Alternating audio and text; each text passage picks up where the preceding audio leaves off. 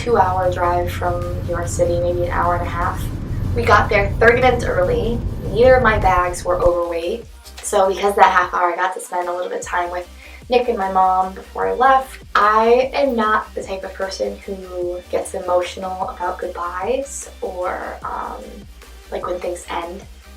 But I wanted to cry at the airport. I did not, but I really wanted to. They had us go through security at like 8:30, 8:40, and it took probably 20 minutes to get through security. So we ended up waiting about 3 hours for our flight.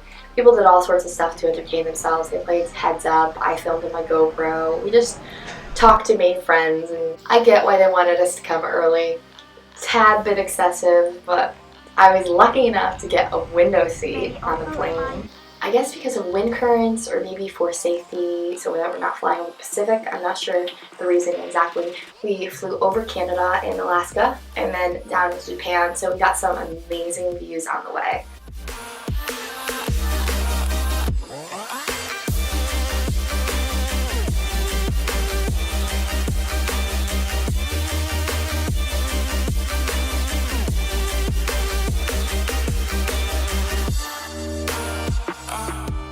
I actually got the vegetarian options for meals, which were pretty good. I mean, they're airplane food, but they fill you up. They were very good about like hydrating you and bringing around water. I remember when I went to Chile, I probably had like 2 cups of water, like small cups, on an 11-hour flight because they just didn't go around as frequently. But they were super attentive on Japan Airlines. When I finally got to see Japan for the first time, it was like nothing I had ever seen before. The nature was really stunning and beautiful, and the streets were so foreign from anything I'd ever seen, but they were still advanced technologically.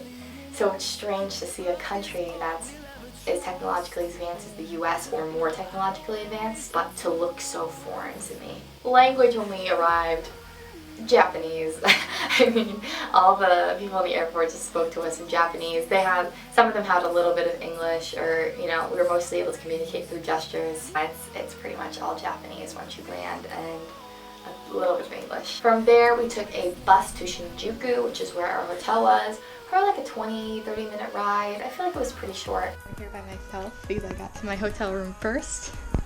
There's 3 beds. Very cute place. Here's my view. Not too shabby. 11th floor.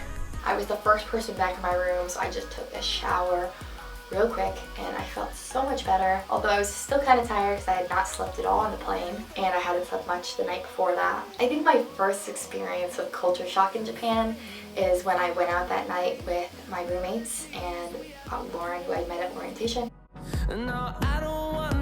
We basically wandered around until we could find a menu that was in English or had a lot of pictures on it, so we could at least point to it and be like, but what was hard about it is I'm the type of person who's constantly thinking of how my actions affect others, how I'm perceived, and to not know what's expected of me and to have expectations that may even be contrary to what I would deem as polite in the United States is difficult to handle mentally and emotionally. Say hi, ladies. That's very at the top 60 now. This is done. That's definitely done. I want to come back. We could. Back to this restaurant. This will be our favorite restaurant for the next 2 days. No, I think after we've done this, we're like ready to take on a little bit more of the house. Yeah, we can try something that requires a little more bravery on the Nihongo front. Actually, maybe we should just move without a grill.